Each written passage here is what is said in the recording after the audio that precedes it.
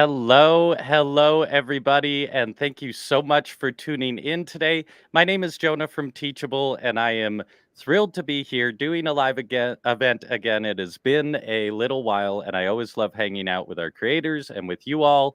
If you are here from different parts of the country, different parts of the world, hop in the comments, let us know. And if you're watching the replay as well, please hop in the comments throughout. Let us know your thoughts, your opinions, anything. We will read all those comments and love hearing from you all. Very excited today to be talking to AJ. AJ came into our world not so long ago. I believe you met Olivia at a South by Southwest event. Um, and then AJ is on many different sides of the creator economy. So when I met AJ, I was thrilled to talk to him. And we've worked with Creator Match, and it's been a blast. So I was very eager to get AJ here, and likely won't be the only time. But AJ, for anyone who may not know who you are, what you're about, if you could give just a little quick introduction, and then we can dive a little deeper.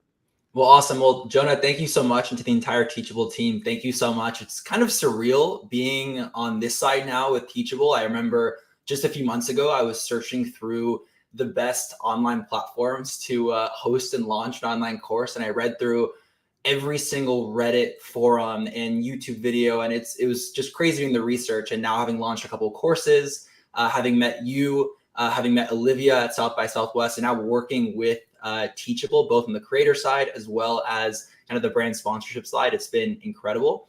So a bit about myself. So I'm the founder and CEO of Creator Match. What we do at our core is we match brands with LinkedIn creators. So I always say, like, yes, I meant to say LinkedIn. LinkedIn's been that black sheep in the creator economy. People even put them in the world of the creator economy. I grew my audience on LinkedIn.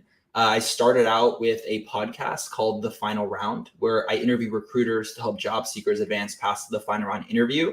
And I thought the best place to promote a job search podcast was on LinkedIn with so many job seekers. So that started about 2 years ago when everybody was getting impacted with the pandemic, getting laid off, couldn't find jobs. So I said, why not give recruiters the prestige and the attention they deserve, and have them kind of unveil the curtain and really speak about the behind the scenes of how someone advances past the final round interview.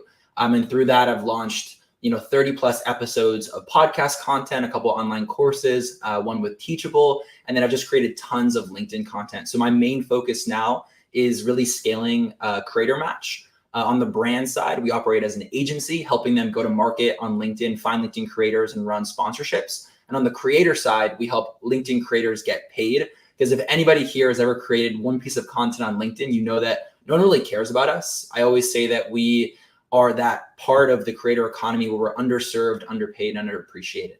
So we're here to change that and get these creators monetized. And if you have an audience and you have impact, you should be getting income down the road. I love that. So again, like, it was so fun to be preparing to talk to you, and backstage we were talking about like wearing all these different hats. So also, if you're watching live, if you're watching the replay, tell us what hats you wear. Are you the CDO? Are you the video editor? You're undoubtedly the writer, because we're all writing in this process. And it's been really fun to see how this collaboration with Creator Match has worked out too, because I appreciate how much agency you give creators and leaning on their expertise to do so. So kind of a two-part question here. Can you dig a little more into how you became a creator, how you found that drive, and then the follow-up of like, how has that affected building a business that works with brands and creators, but you are the representative for the creators? It's a great question. I would say that any founder, aside from being a creator as well, already wears many hats. So I always say it depends on the time and the hour of the day on what hat I am wearing. I also do my own brand deals, right? So I think it's so important that, if you're founding some sort of company, that the best pain point to solve is a pain point that you experience, because you know what it feels like. And if you don't use your product or service, why should anybody else use it? So it really started off as me not being able to find brand deals, having no ad dollars, no marketing dollars, even being taken to LinkedIn other than LinkedIn, paid ads. And I see all these creators making tons of money on their platforms, but why not LinkedIn? And I Mm, really tried to change that narrative. And it's funny because audiences on LinkedIn are worth more than, let's say, on TikTok. Obviously, it depends on what you're focusing on or promoting, but you can argue that one LinkedIn follower is more valuable than, let's say, one TikTok follower, right? So the audience sizes are not as large on LinkedIn, but they're more valuable. And that's why it's so expensive to run paid ads, because the audience on LinkedIn has more wealth, more income, more educated, and it's more decision makers. You might not see a CEO or head of influencer marketing on TikTok, but they're going to be on LinkedIn. So I thought LinkedIn was this untapped opportunity, and it's been much easier to grow on LinkedIn than other platforms, because I still believe it's very untapped. And then to answer your question about wearing multiple hats, I think it's so important that I can have these conversations with creators and tell them what I'm hearing on the brand side. And then I mm, brands, and then I say, well, this is what I'm hearing on the creator side. And really, again, for lack of a better word, creator match, right? And we are matching brands with LinkedIn creators. And I think it's important to play in both buckets. And I had a conversation recently with a LinkedIn creator, and she was not understanding why a brand wasn't able to pay her for her worth. She's an incredible audience size, incredible content, focuses on job seekers. And she said, why are they undercutting me on price? And then we really tried to get, again, putting my brand hat on, why this brand was not able to pay that creator what they think they're worth. And the reason is that their customer acquisition cost was so low, and it was more of a B2C play. And the issue is that if your customer acquisition cost is so low, there's not a lot of wiggle room to pay a creator tons of money, right? mm. I think LinkedIn is really ripe for brands who are more B2B, software, high ticket, or high lifetime value, because there's more room to play. You don't have to reach millions of people like a video on TikTok goes viral and you sell millions of socks on your Shopify store, right? But even if you get a couple hundred views, one of those views and one of those conversions could be a $5,000 course. It could be, a $10,000 whatever you're promoting or kind of guiding your audience to. And I think LinkedIn is just untapped right now. That's that's very cool. So, how did you, in order to go from creator to then agency, how did you Mhm. build this network of creators that you're working with? So it goes back to the best businesses are the ones that you don't start as a business. You fall into it and have people say, hey, you should, I think the story of Stacy's Chips, I don't know if you heard that. It was on the No. Guy Raz How I Built This podcast, but I believe it was a cart and they sold pita, and the leftover pita was fried and turned into pita chips. And the customers loved it so much that they ended up doubling down on what was working, which, by the way, is a huge takeaway for today is don't just throw a million darts at the dartboard, see what sticks and double down on what sticks and what strategies work. So similar to kind of the analogy of Stacy's Chips, I was doing my own brand deals on LinkedIn. I was kind of fighting for the crumbs, the much smaller, brand deals. My audience size wasn't anywhere near some of these friends that I had that were like the Mr. Beasts of LinkedIn. And we were all in all these different creator communities, group chats, WhatsApp groups, Slack Hmm. groups, whatever it was. And people realized that I was getting brand deals with a relatively small audience size. So they said, hey, can you manage my brand deals? Can you get me some brand deals? I'll give you a cut. So I was acting as an agent for a period of time, acting as a talent manager. And then it got to the point where I didn't want to just represent a few creators. I wanted to actually go out and represent a few brands and then find the best creators for those deals. So that's kind of how the idea for Creator Match was born. And I was kind of pushed into it because I really enjoy sales and marketing and I love matchmaking, whether it's brand to creator influencer, whether it's a friend startup and an investor, whether it's even a friend dating and they need to look for Yeah, yeah. someone here. I love connecting people. And I do believe it's something that I find a ton of value in because it's value to everybody. That's that's cool. I think the creator economy is full of people who find themselves in a position to take an opportunity or leave it. And many cases, the people we see as creators are the ones who took an opportunity wherever it came. Um, so how is that now that you're and don't worry everyone, we'll get into tips and more for you, but I just love laying out AJ's path here. Um, how is that now how's that pivoted or affected now that you have this as well, how you're navigating the creator economy or what your priorities are as you look forward? I would say the creator economy is saturated. I think a lot of people are going after the very shiny objects, especially on the platforms that look, I'm not going to pretend that all the money's on LinkedIn. I know probably one of the things we'll talk about today is what my predictions are for the future. And just kind of a hint or foreshadow is I do think the money is going to shift from other platforms, especially the potential, fall of TikTok and what happens there. I think more brand and ad dollars will move to LinkedIn, which will get more people creating, which will get better content, which will make more leverage for the creators to increase rates. So it's still the early days. I think how I look at it is I know a tidal wave is coming. So I want to be in a position to survive and really thrive in that tidal wave. So the example is like, I want to build that house so we can survive the storm. But it's a positive storm because I think there'll be a ton more interest from brands. A lot of my job is chatting with brand marketers and teams to educate them on the opportunity. You'd be shocked at the questions and objections I get of, wait, what's a LinkedIn creator? Wait, there are influencers on LinkedIn? What even is a B2B creator? I didn't know that was a thing. Have they ever done brand deals before? There's issues with analytics. There's so many things. So my job a lot right now is education, but it will get to the point where there's no education needed because the opportunity is so obvious. So I think there'll be a ton more also competition with other agencies and platforms popping up, other players in the space thinking more about it. And we want to be in a position where we already have thousands of LinkedIn creators that we're working with in our network and tons of brands that we're really showing them value and how to go to market because it's still untapped right now. And we share all of kind of the industry insights, tips and tricks. We have a newsletter, which I believe Jonah will link in the video notes below when it does get recorded. But we share all of kind of the breakdowns of here's a sponsorship that we ran with fill in the blank company and here's what worked, what could have been improved, the strategy behind it. Because LinkedIn is not like your other platforms. So there are nuances in how a post can get more virality and impressions or even just clicks. Versus just treating it like TikTok, where you just put a video, let's say, in the feed.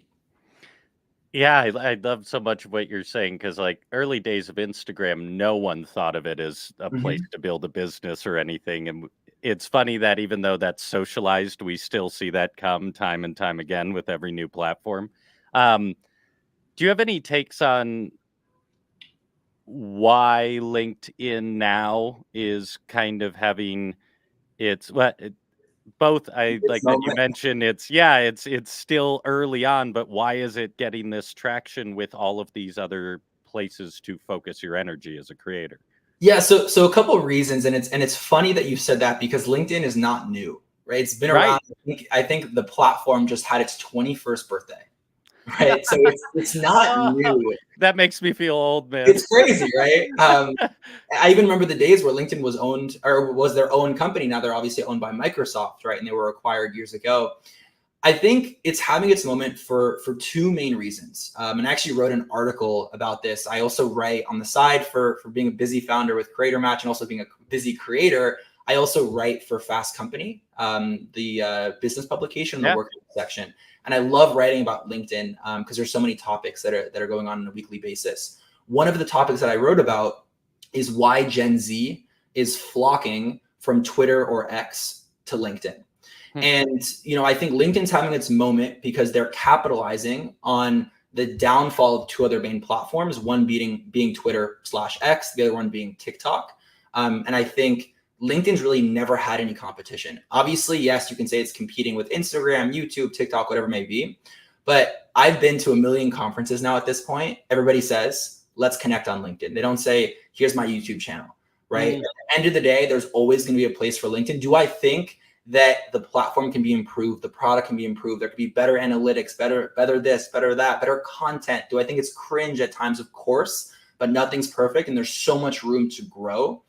So I think that's why it's having its moment. And then they're finally starting to unveil some ad products to really help creators. So an example is that about a month ago, they just changed their ad product called Thought Leader Ads, where instead of, let's say you're Apple, the company Apple, and you are promoting, let's say, the CEO of Apple's content. That was the original Thought Leader ad. As an employer can boost an employee's content. It's called Thought Leader because you usually boost the thought leader. So think of the chief marketing officer, CEO, head of content, whatever it may be. But now Apple can boost anybody's content.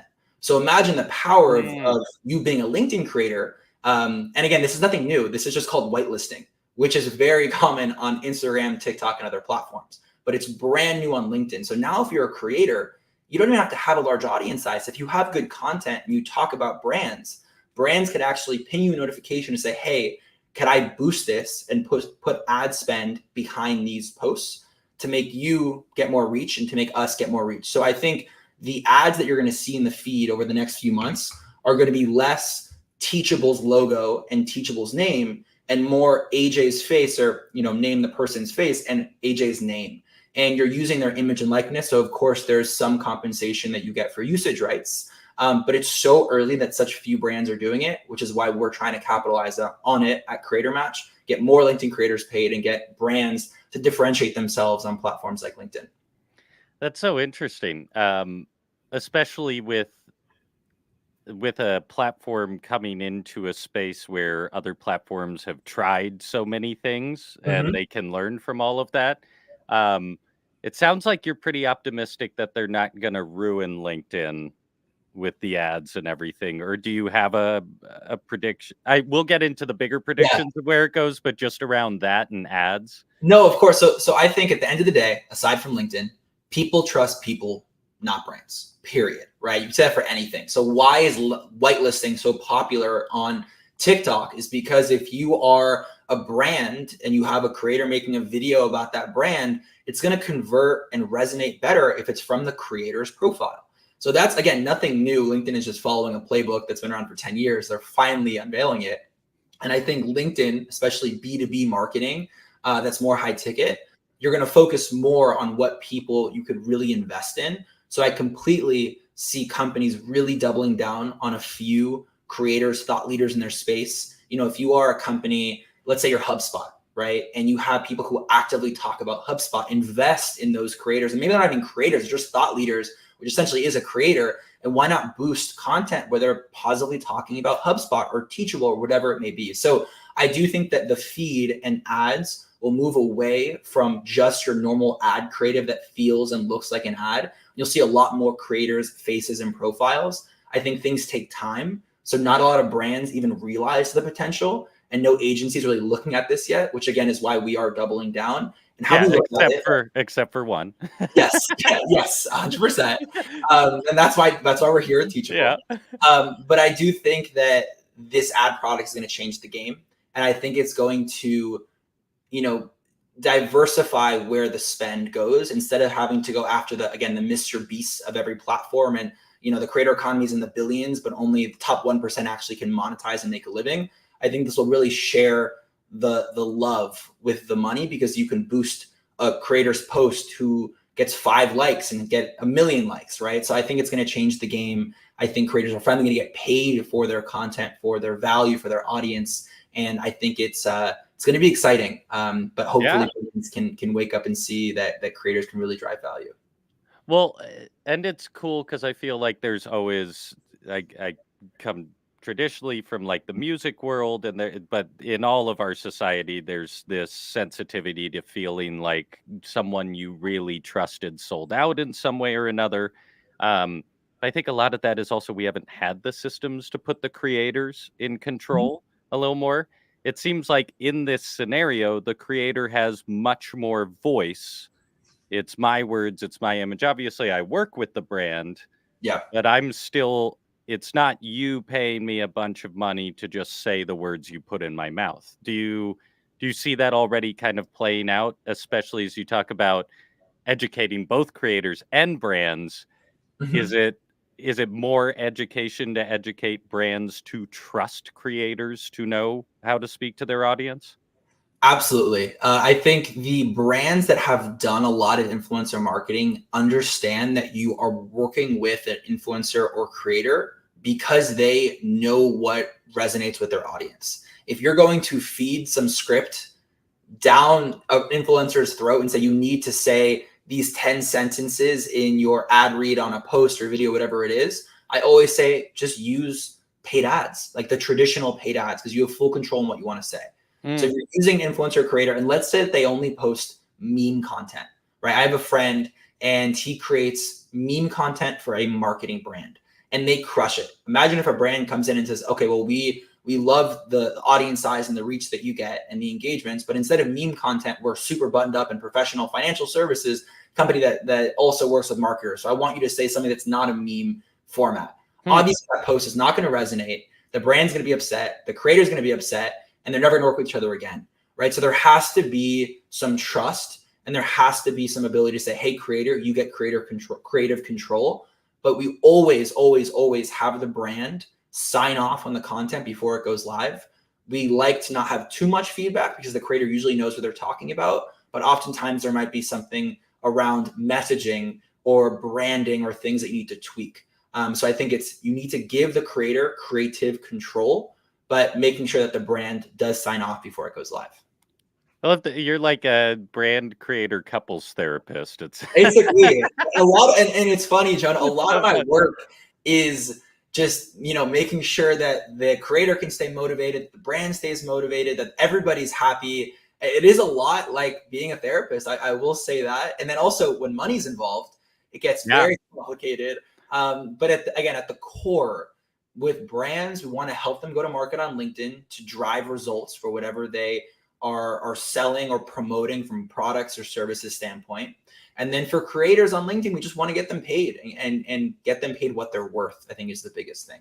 Yeah. So I want to pivot here, and so we don't. I could talk about any one of these things forever, but so we can get to some really actionable tips and what you see in the space.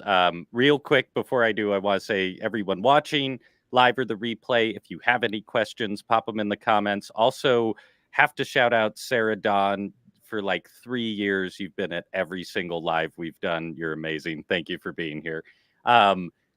So with LinkedIn, we were talking about this with a group in Teachable recently, like just looking at the space and analyzing it. It's such an interesting platform because it's expected that your employers or your business relations will see what you do there. Which is different. Like, I don't expect my coworkers to necessarily scroll my Instagram or those kind of things, so they feel more like my own world. With LinkedIn, I think it takes a different approach or a different mentality to doing that because it's another barrier for an early creator to be in that space. Do you have a take on that, or even just a way to get over that mental block as someone who may just start might start taking LinkedIn seriously as a place to grow an audience? So it's definitely a point of concern for a lot of people. And I think I've even had people on the street walk up, and I live in Austin, Texas now. And someone said, oh, I love your LinkedIn content. And I swear to you, and any creator in the crowd listening right now, you know who engages. Obviously, you can't recognize every single person, but the people who actively show up and support you and comment and repost and engage, you know who they are. And you know the people who have also never touched any one of your pieces of content. And this person, we call them lurkers, right? And they're kind of seeing you from the shadows, but not engaging. And I've always wondered why that was the case. And a big reason is that if you like or engage with that piece of content, it shows up on your network's feed, which could be your employer, your manager, your coworker, whatever it is. And it's the same mentality of posting. I know that every single time I post something on LinkedIn, there's a chance that my, let's say, employer would see it, right? Or anybody who follows me for that matter. So do I think that you need to be a little more professional than, say, TikTok or Instagram? 1000%. Do I think you need to be wearing a suit and tie and only talk about your wins and successes? No. And I think that was the old LinkedIn. I think Gen Z is kind of storming into the workforce. I think Gen Z also loves LinkedIn, especially compared to, let's say, TikTok. And again, I wrote that article on how I think I have a Twitter, and I've never really used Twitter or X. LinkedIn's always been kind of the place where I felt I could spend an hour on LinkedIn and I feel like it was worthwhile versus an hour on other platforms. And I feel like, wow, I just wasted an hour, which is a big difference again, in terms of what LinkedIn is for. But I do think that you need to find your voice. It's okay to be vulnerable. I think the best types of posts are the ones where you talk about your own personal story or a failure. It doesn't have to only be wins and successes. And I think that, a great example is Mr. Beast. I always go back to Mr. Beast because he's so relevant, obviously, in the creator economy. If you think about his content on YouTube, right? Let's say he has a gaming channel and he's a channel where he gives out millions and millions of dollars. But there's an entire business behind his billion-dollar operation. And he's finally started to talk about the success of Feastables and kind of building in public and all of these companies that he's launching. And they don't really have a place on other platforms versus LinkedIn's actually a perfect place to do that. So I think in any role that you have, if you work at a company, talk about what the experience was like. And also, there's a lot of positive correlation to your company noticing. And everyone says, oh, your company noticed, it's a bad thing. It could be a great thing.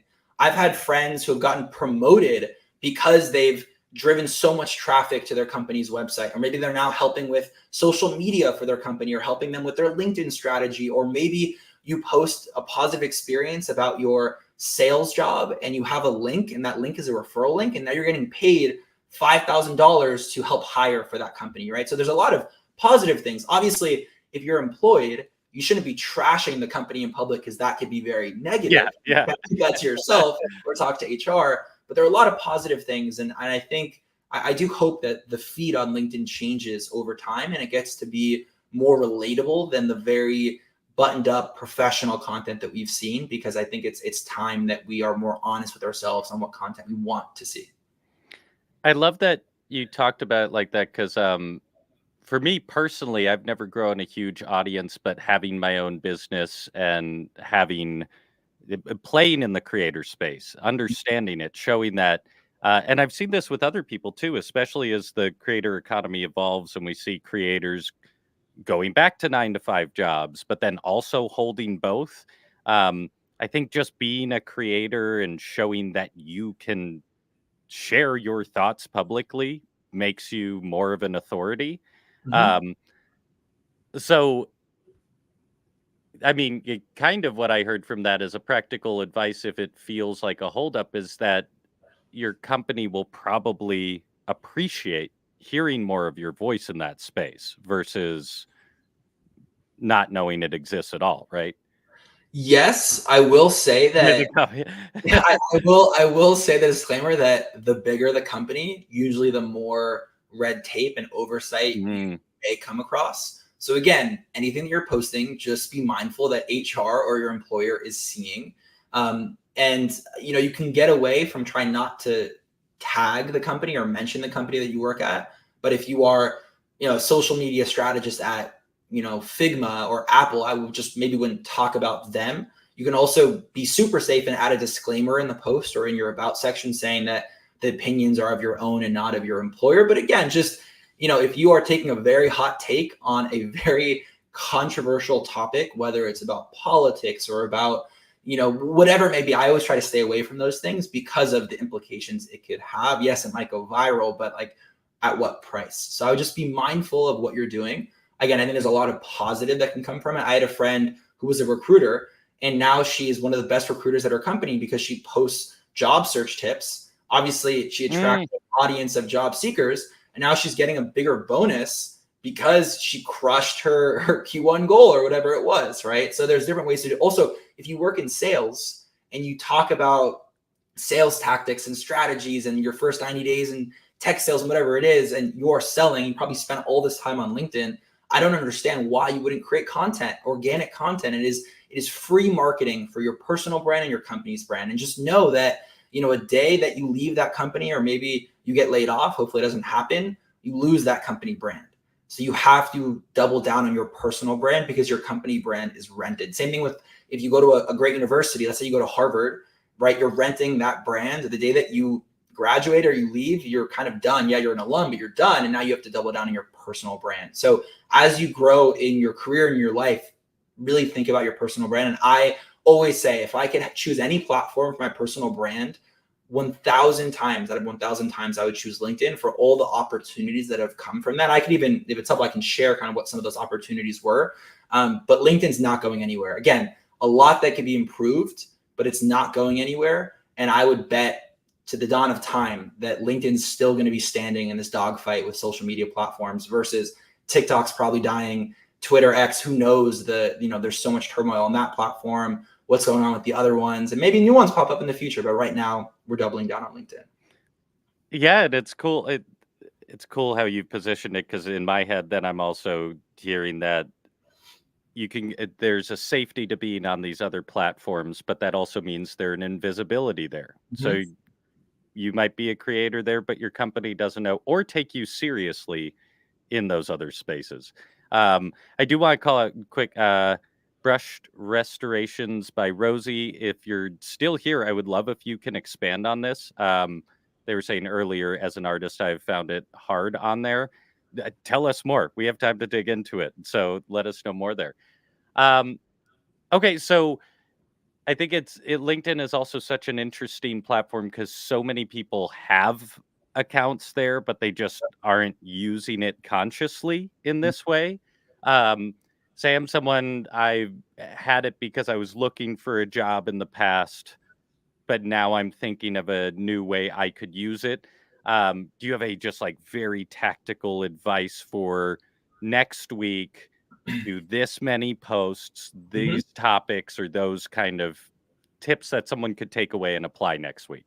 Yeah, so a couple things on this topic, and a lot of these topics we also share in our newsletter. So just kind of call it again. We'll link the newsletter in the video notes for Creator Match. But I think your mindset has to be right coming into LinkedIn. So again, you don't go to LinkedIn to go viral, right? I think you go to TikTok to have 5 videos. Four of them get seen by 100 people, and the fifth one gets seen by 1 million people. And wow, you've made it. In the influencer world, LinkedIn's very different. You have to understand and have the right mindset where one view is worth more than one view on other platforms. So you Mm, might not get the same reach, but depending on what you're doing, let's say you're trying to get a marketing job, maybe that one person sees you consistently posting great social media marketing content, and you're just breaking down on a weekly basis the coolest influencer campaigns you've seen in DD in the direct to consumer world, right?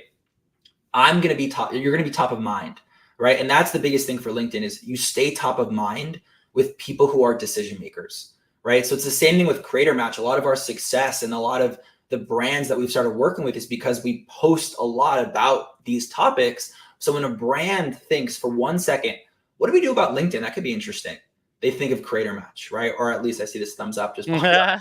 And I guess that means it worked. But that's how I think about it. So whether you're searching for a job or even if you have a job, I always say the best time to build is when you don't need anything. The best time to network is when you don't need anything because you have all the leverage. If you get laid off tomorrow and then you start networking, you have no leverage, right? If mm. you're crushing it in your marketing role, talk about that. You'll literally start getting competing offers to leave. And now you can put pressure on your own employer to say, hey, the market rates went up 10%. If you can't pay me what I'm worth, I might have to leave, right? So staying top of mind is everything.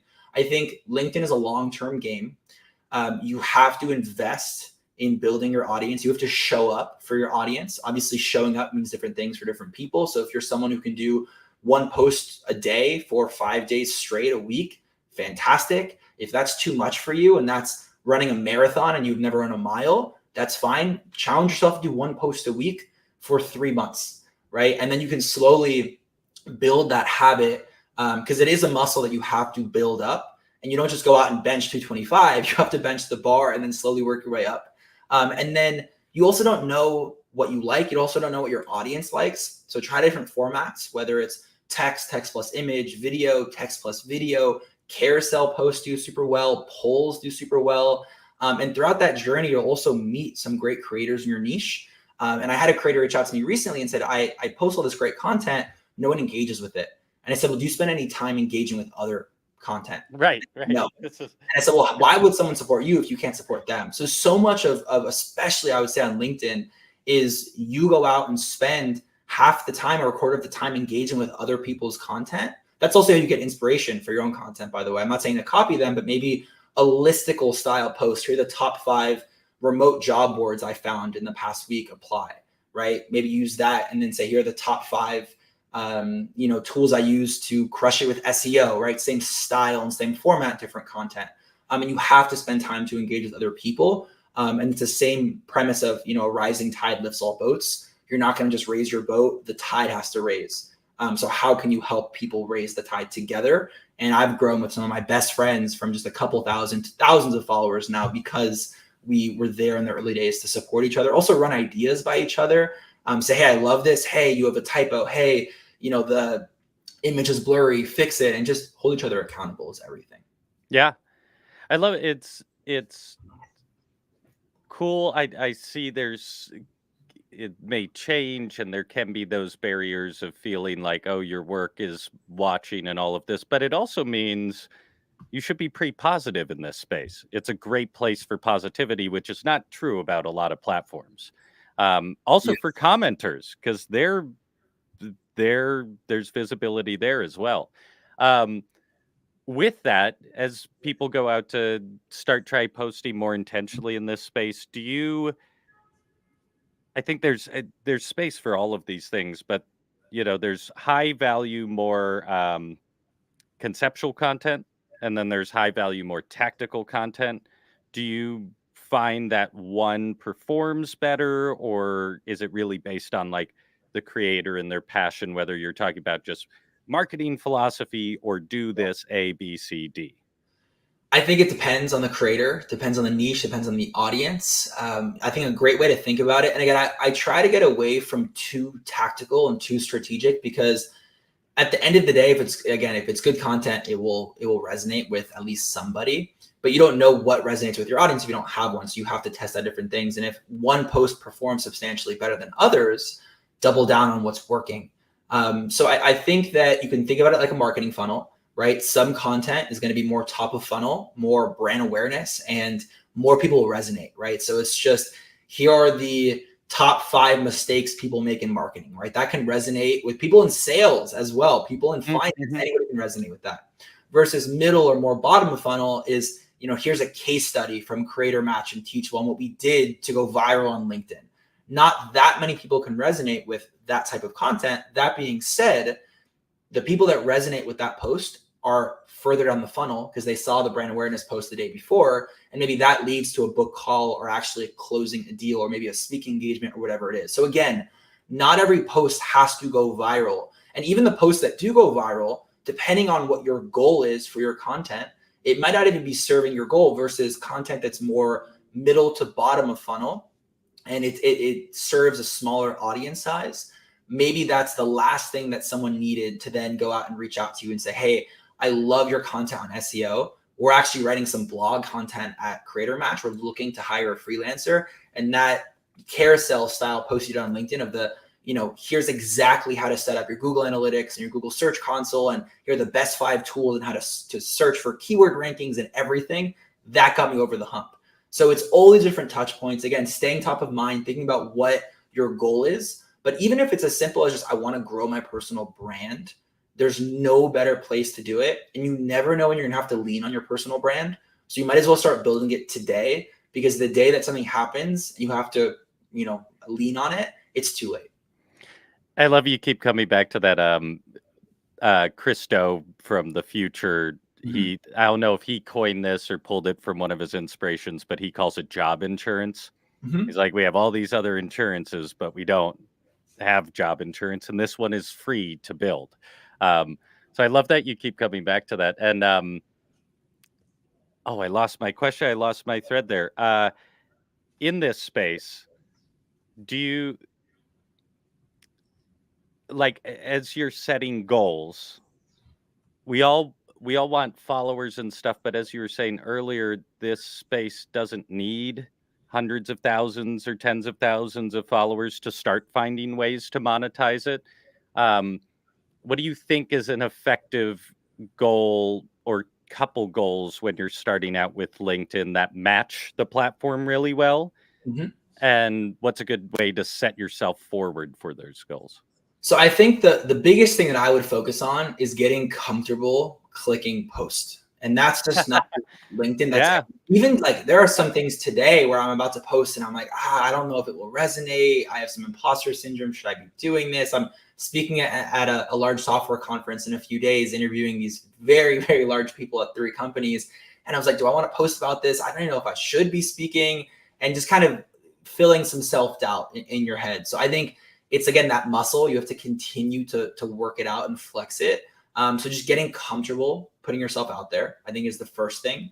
Second thing is just, can you get in a routine to consistently show up? If you consistently show up for your audience will show up for you.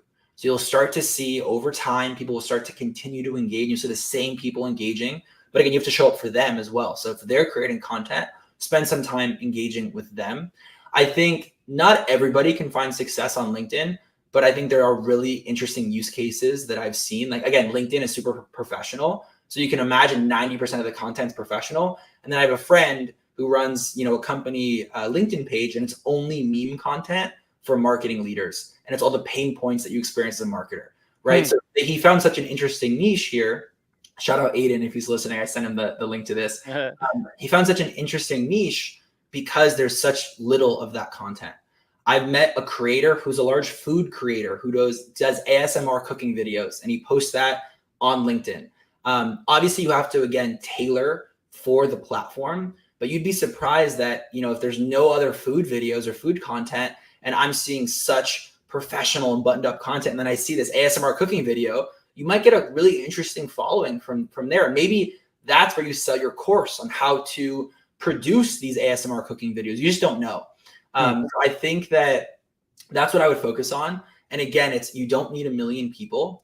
You just need a couple people who can act on what you're trying to do. So like, I do a lot of paid speaking, and I don't need 1 million people to see a piece of content. But next week when I post about the recap of my 3 sessions at the software conference, and if one event organizer of a conference sees it and then books me for, a large deal, I'd be happy with 1 view or 1, conversion from that post. So that's how I think about it. There's definitely a long tail. But I think the time is now, because LinkedIn is a content deficient platform, meaning that people are engaging with content versus creating content. So ask yourself, how can you create versus just consume? Of course, you need to consume to know what to create, but ask yourself, I don't want to just be a consumer. I want to be a creator. And that's, kind of like your hat, Jonah, and kind of a full circle for this session today is how can you create, put yourself out there? You never know what could happen. So you might as well start today. And then in that process, what is a good moment to start considering like brand deals and stuff? Or do you think you focus on just getting better and better at it and those will come? I think you need to focus on it first. I think the best creators are never the ones that started on day one saying, how do I monetize this? I think the most leverage you have as a creator is that you have an audience that trusts you. And I always say it's like building an auditorium, and people are sitting there waiting for you. And you walk up stage whenever you want, tap the microphone, and then say whatever you want to say. And I'm not even talking about selling things, but just talking about, hey, I started a free newsletter on marketing content. Like, guess what? Everyone's going to subscribe. And maybe in the newsletter in a year, then you launch a knowledge product through Teachable. And maybe that's when you actually sell down the road. Or again, don't just focus on the impact, but now the income. So I think that that's why I think about an audience. Like, they're waiting for you to say something, they trust you. And that's where you actually create the influence. But I would say it's just about starting. And again, don't think, okay, I'm going to create this content because I'm going to sell a course in a week. Well, nobody's going to buy the course if you already monetizing on day one, right? Again, literally the best creators are the ones that didn't monetize for a long period of time. Obviously now we want to make sure that you could also get paid while you're creating this. It's a ton of time. It's a hamster wheel of endless, just creating. But it's part of my routine now. It's like brushing my teeth. I try not to go a day throughout the work week, Monday through Friday, without creating something, or at least engaging with somebody. Obviously, our entire business is LinkedIn, and you can see here I've got this LinkedIn mug, and we're all in on LinkedIn. But I think it's just showing up, and if you don't show up, your customers won't show up, your audience won't show up, your friends who are creators won't show up.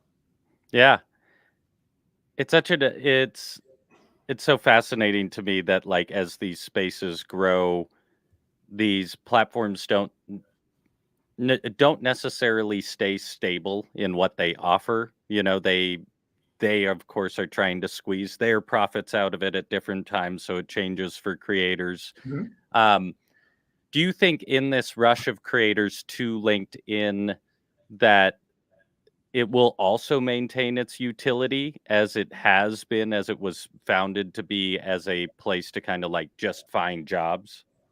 I think LinkedIn will change like crazy over the next few years. I think it will always have utility to find jobs, but I think it will, for better or for worse, we'll consume a lot of what the Facebook content was. So even the feed today versus the feed a year ago is a lot of selfies, and you think about how I can loop it in with my job. So maybe because of remote work with Teachable, I'm now in Costa Rica and I'm working on my online course. So it's a selfie of me tagging, talking about the beauty of remote work. And you could see that kind of living on LinkedIn. Do I see a lot of posts that I'm like, wow, I wouldn't think LinkedIn, gets that type of content? Sure. But I think it's the right direction, because the LinkedIn back in the day, and people, a lot of people in the audience probably agree, it was just very toxic. If you're not crushing it and succeeding, and you go on LinkedIn and you see, I'm happy to announce that I got a promotion, I'm happy to announce that I got a new job, I'm happy to announce that this, there was never any, okay, what happens behind the scenes? Tell me about when you failed. Tell me about when you lost. Tell me about the journey of being, a first generation student and your parents didn't go to university, like things like that. And now there is a place for those, and it is resonating with a lot of people. And one other really interesting example that I just thought of as I was thinking about that food creator that I mentioned is, let's say this food creator, right? The ASMR cooking videos, if anybody's been on TikTok or Reels or Shorts, you know exactly what I'm talking about. They do very fast cooking videos. It's really fun and interesting to watch. Let's say that they start posting on LinkedIn, and they have an idea to launch, at-home cooking services for very affluent people. Again, you don't need thousands of people, but if you start posting food content on LinkedIn, and the decision makers live on LinkedIn, and nobody else is posting food content, and you advertise and kind of in your headline on LinkedIn versus, let's say, on TikTok, it's, I create meals for busy founders. I go to your house, I meal prep, I go to the grocery store, everything. You need a couple clients, you're making $10 a month. Yeah. And you don't need millions of impressions. So that's how you have to think about it, is what is your purpose on LinkedIn, on top of just building a brand? And you don't need that same reach on other platforms, but the smaller reach is just worth more. Yeah, I that's part of why I'm so excited about the platform, because I love that in its, whether it was accidental or intentional, I think probably 80% accidental from them. But it has this ability to focus a higher return on a smaller group of people if you know how to talk to them. I also think it's really cool that it is currently, and seems like it will be for a while, very writing focused. Mm-hmm. And that can be long form, that can be short form, but I think all good content starts with good writing, which can be good speaking, but language. Um, do you do you find that there's a certain tone of communication that is resonating specifically with like the creators you're working who are getting brand deals and stuff when they're expressing themselves, but for a brand? I would say that I always think about how to cut through the noise. So if LinkedIn historically has been very professional, how could you be more personal and resonate with more people? And those posts always perform better than the ones that are, I love being a busy founder. I woke up at 5 a.m. today, did an ice bath, I did a red light sauna, I cooked steak, I surfed, I did this, that, all before my 6 a.m. meeting. And it's like, is that like the hustler mentality and the hustler culture, which again, I'm not saying there's no validity to that, but you can't resonate with that versus the ones where it's like, hey, it's okay, that you weren't crushing it today and you were not in the best headspace and you took some time, those more personal stories, I think people resonate with. So the creators that we work with that have built up an audience are the ones that I would say fall into two buckets. One is that they're very personal with their stories. Obviously, there's some things that you should keep to yourself, whether it's family stuff or personal stuff, but they're not afraid to talk about the losses and the failures. That's Mm-hmm. the first one. The second one is just very educational and just good content. And education is great on LinkedIn. You don't need as much entertainment on LinkedIn because I think people go to YouTube and other platforms, TikTok, etc. But I think education, I'm thinking of a couple creators that we work with who, when you see their content, that without any hesitation, you are going to write something down. You're going to screenshot that and send it to a coworker. You are going to use this and it's going to provide value to you. And that's when I decide to press post. If at least one person can find value from this piece of content, I click post. Even if it gets seen by one person, that's all good. And again, if you fail on that one post, you have another opportunity tomorrow. There are endless shots at the content game. And I promise you, since nobody saw it, nobody cares, right? And if it gets seen by a million people, guess what? You hit it. So that's, I also think about content, is it's a numbers game, and it just over time, it's that muscle, and you never know, you have to rely on your audience. You might as well build it now. I love it. So We're going to have to slowly wrap up here just for time, but thank you, AJ, for being here. For everyone who is listening, both live or for the replay, if you have any questions, drop them in the comments. We have a little time left here. And if you're dropping questions in the replay, we'll come back and answer that. Also, if you had a good time here today, let us know what you learned. Like and subscribe to the channel for more events and videos like this. Now, AJ, just like big level, my Mhm. last question is, what is the future of LinkedIn as it is so like maybe the closest comparison is Facebook, but I think it's still different in how it was positioned to where it's going. Mhm. What do you think the future of LinkedIn is? So actually, before I answer that, Yeah. the brushed restorations by Rosie, can you actually just pop that question one more time on the screen? I'm actually going to quickly answer it. Similar to the food creator that we spoke about, I would imagine that your art that you're selling is not $5 art. It's probably expensive, which means that people who have money can buy your art. So even if your art gets your post about your art or the process or the behind the scenes of being, a founder of your own art company or whatever it may be, it might not get a ton of audience or a ton of reach, but again, you don't need millions of people to buy your art, right? If your art is a high ticket item, there's an audience on LinkedIn, right? Of course, maybe there's more video content on TikTok, but I do think that that type of content could live on LinkedIn. You'd have to test it out. And I guarantee you can start to sell some of those art pieces on LinkedIn. So just kind of a quick tangent. I wanted to make sure I answered Rosie's question. But back to the $1 million question of the predictions for the future. I think that more and more creators on other platforms will see the opportunity on LinkedIn. And instead of just post to say, yep, I also post on LinkedIn, I think we're start to prioritize it, especially the creators that have creator businesses who have launched knowledge products with companies like the Teachables of the world, who have, one-on-one coaching, and they have online courses, and they have paid communities, and they have ebooks. I think a lot of that is ripe for LinkedIn. I think that the feed is going to change. Both the style of content, the tone and voice is going to be much more personal, getting closer to Facebook. I don't think we're going to be fully into what Facebook, has been or has become, but more personal, less buttoned up. And then also a lot of the ads, which is really exciting, will go to the creators, right? Yes, LinkedIn will still be getting some of that ad revenue, but a portion of that will be going to the creators, and you'll start to see actual humans and their names as ads versus just the brand running ads to their ads account. And I think a lot more brand deals will happen on LinkedIn, and hopefully Creator Match could be a part of matching those brands and those LinkedIn creators and helping both brands go to market on LinkedIn, as well as just helping more LinkedIn creators grow and get paid for their great work. I love that. I'm excited to see the space. I'm thrilled, if nothing else, that allowed me to meet you and for Teachable to start working with you.